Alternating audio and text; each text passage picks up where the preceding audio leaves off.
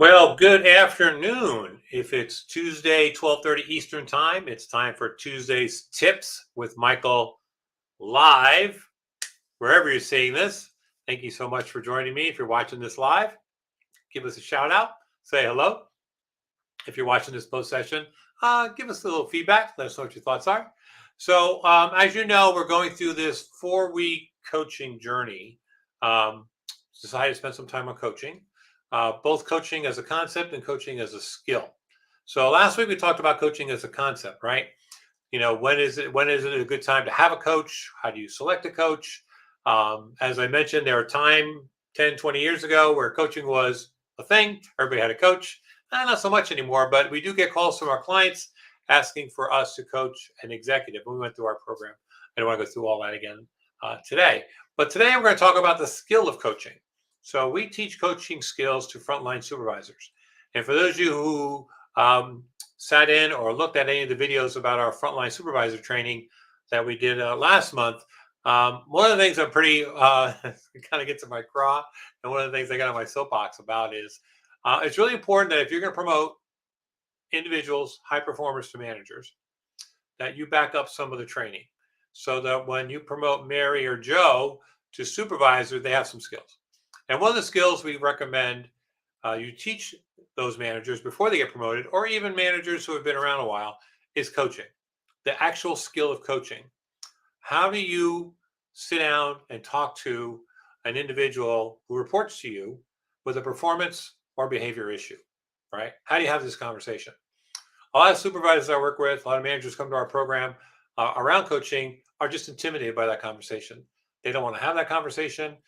They think it's confrontational.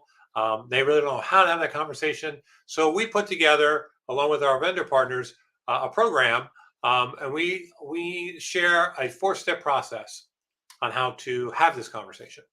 The program we deliver is called Courage to Coach. You can go to our website, take a look at it. We offer it as an online course. We do sell the online course, but most of the time I teach this in the classroom. So I'm going to go through those 4 steps with you today. So if you're a supervisor and you're about to coach somebody, you may want to jot some of these down. So the first thing you do when you're going to have a coaching conversation with an individual is describe the problem and your expectations or the policy. So your expectations of the policy take the concept of you and your direct report in this conflict, right? It kind of takes that away because now you're talking about the situation, right? You're moving the emotion out of it. And whether it's getting to work on time, whether it's getting work done on time, whether it's saying or doing something inappropriate in the workplace, you focus on the issue. Describe the problem and your expectations. This is the policy. This is how things get done. These are our expectations, and you lay that in front of your direct report. That's step 1. Step 2 is getting an agreement that there is a problem or issue. And if you can't get agreement, ladies and gentlemen, this isn't going to go to step 3. So you have to point out to the individual that this performance or behavior is an issue.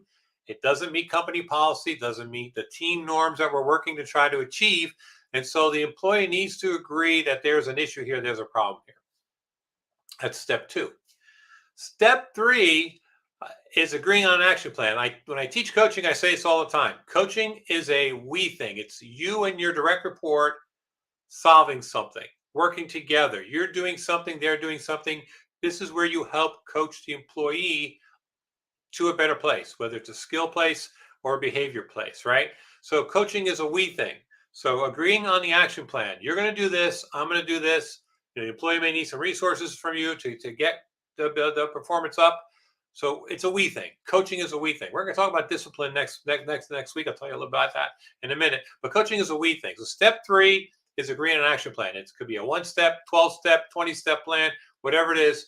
Agree on the plan. We're going to do this over a course of time. You do this, I do this. And the 4th and probably the most important part of the coaching process is when you see change in performance or behavior, you have to recognize this. You have to recognize it. Because if you go through the first 3 steps and Joe or Mary changes their performance or behavior and you don't notice it, all that other work doesn't mean anything, right? It's like coaching a professional sports team. If you spend all this time coaching an individual and they do it on the field or on the court or on the ice, you got to give them positive feedback. Hey, what we talked about worked. And that's what this is. So once you set up the action plan and that employee changes performance or behavior, you have to give them feedback, right? Now, you may give them feedback because they're still slipping, right? Which we'll talk about, and we're going to talk more about that next week. What if the employee doesn't change over a course of time? What do you do next?